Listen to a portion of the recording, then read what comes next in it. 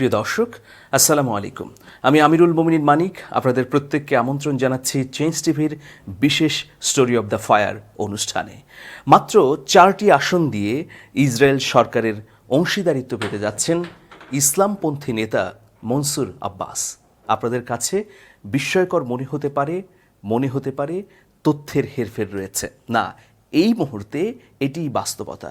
আবার গঠিত হতে যাওয়া এই সরকারের ওপর থেকে মনসুর আব্বাস যদি তার 4 জন সংসদ সদস্যের সমর্থন তুলে নেন তাহলে মুহূর্তেই সরকার ভেঙে যাবে। প্রিয় দর্শক, আলোচনার গভীরে গেলে নিশ্চয়ই আরও খোলাসা হবে।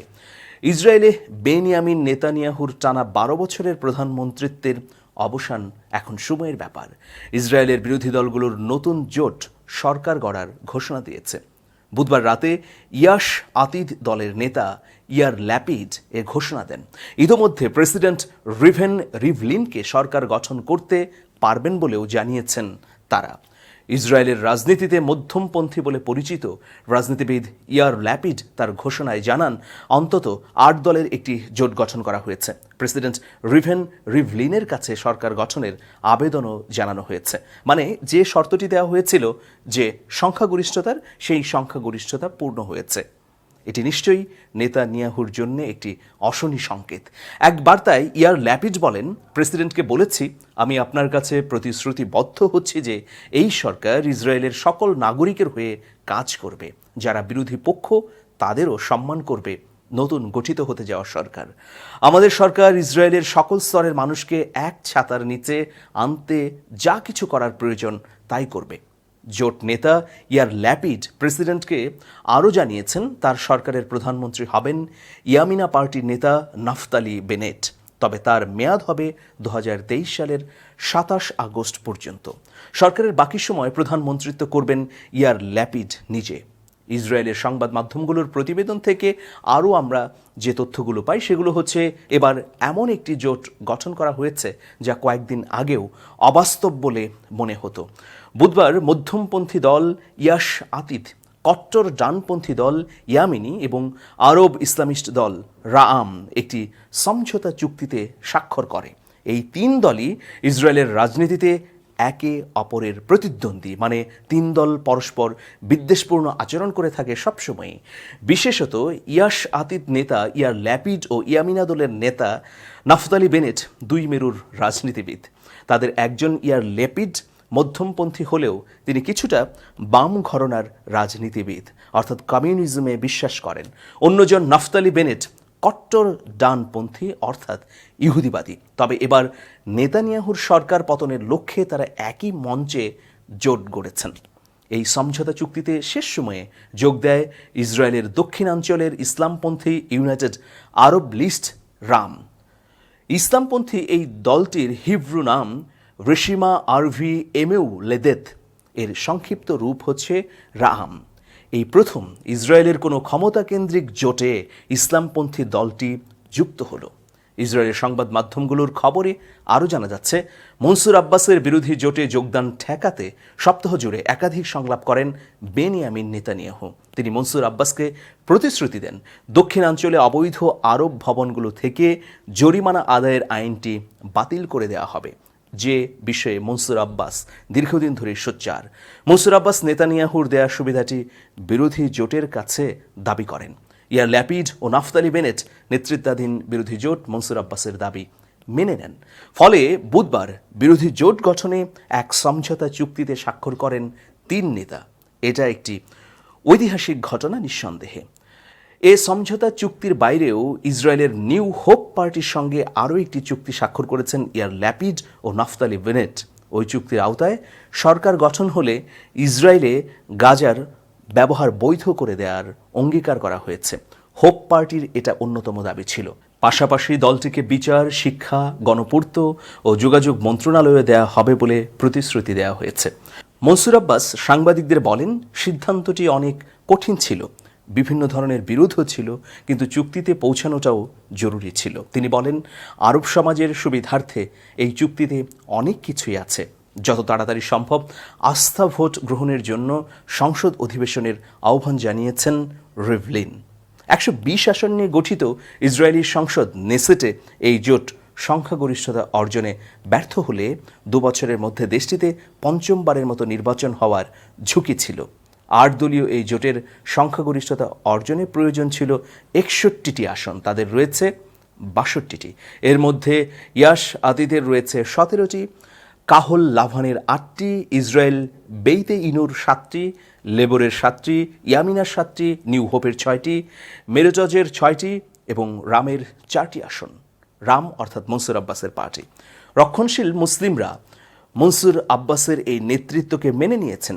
রাম দলটি মূলত ফিলিস্তিনের গাজা শাসন করা হামাসের ধর্মীয় ভাবধারায় গড়ে ওঠা একটি ইসলামপন্থী দল।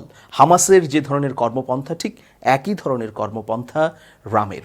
1996 সালে প্রতিষ্ঠিত এই দলটি শুরু থেকে ইসরায়েলের পার্লামেন্টে আসন পেয়ে আসছে, যদিও 2009 সালের নির্বাচনে অংশ নেওয়ার ক্ষেত্রে তাদের উপর নিষেধাজ্ঞা দিয়েছিল দেশটির নির্বাচনী কর্তৃপক্ষ।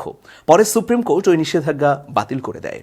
2020 সালে ইসরায়েলের আরব রাজনৈতিক দলগুলোর জোট জয়েন্ট আরব লিস্টের অংশ ছিল, যারা নজিরবিহীনভাবে 15টি আসন পেয়েছে পার্লামেন্টে। তবে একই নির্বাচনে লড়ার জন্য চলতি বছরের 28 জানুয়ারি ওই জোট ছেড়ে আসে রাম। আরব সম্প্রদায়ের সামগ্রিক দর কষাকষির ক্ষমতাকে হুমকির মুখে ফেললেও এ সিদ্ধান্ত দলটির কিংমেকার হয়ে ওঠার পথও তৈরি করে দিয়েছে। 46 বছর বয়সী মনসুর আব্বাস হলেন দলটির মূল চালিকা শক্তি। ইসরায়েলের রাজনৈতিক ইতিহাসের গুরুত্বপূর্ণ সময়টিতে তিনি এখন রাজনীতির কেন্দ্রে রয়েছেন। ক্ষমতা নিয়ন্ত্রণ করছেন এই মনসুর আব্বাস। কেন মনসুর আব্বাস ক্ষমতা নিয়ন্ত্রণ করছেন? কারণ মনসুর আব্বাস যদি সমর্থন না দেন, তাহলে যে সরকারটি গঠিত হতে যাচ্ছে সেটি আর গঠিত হবে না। অন্যদিকে বেনিয়ামিন নেতানিয়াহুরও কোনো সংখ্যাগরিষ্ঠতা নেই।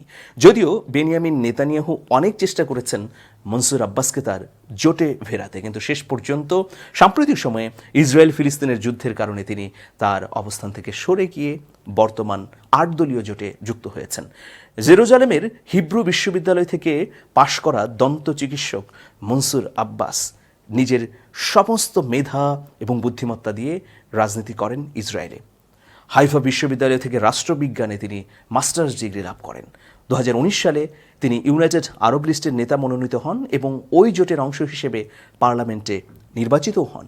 ইসরায়েলের প্রায় 90 লাখ মানুষের মধ্যে 19 লাখের মতো আরব রয়েছেন, যারা 1948 সালে ইসরায়েলের সীমানায় থেকে গিয়েছিলেন।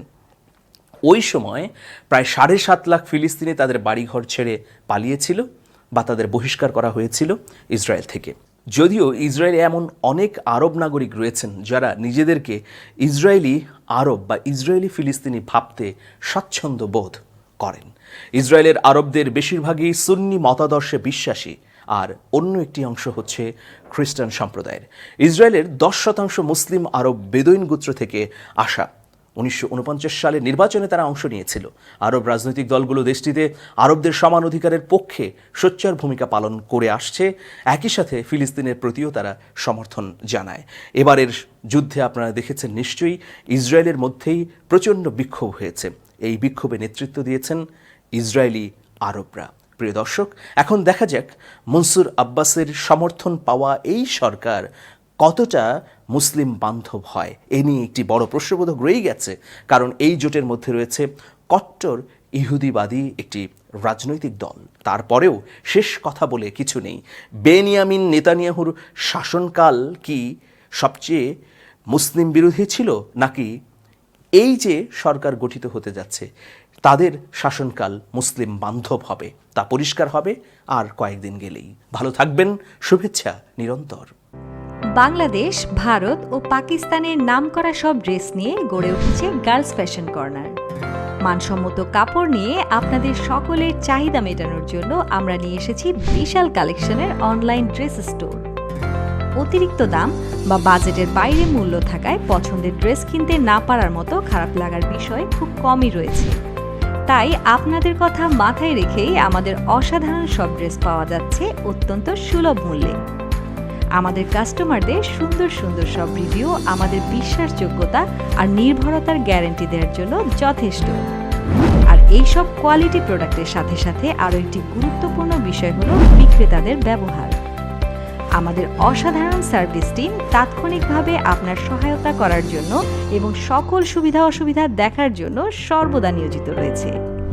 তাই আপনাদের পছন্দ মতো কোয়ালিটিফুল প্রোডাক্ট পাওয়ার জন্য গার্লস ফ্যাশন কর্নারের সন্ধান করুন আজই।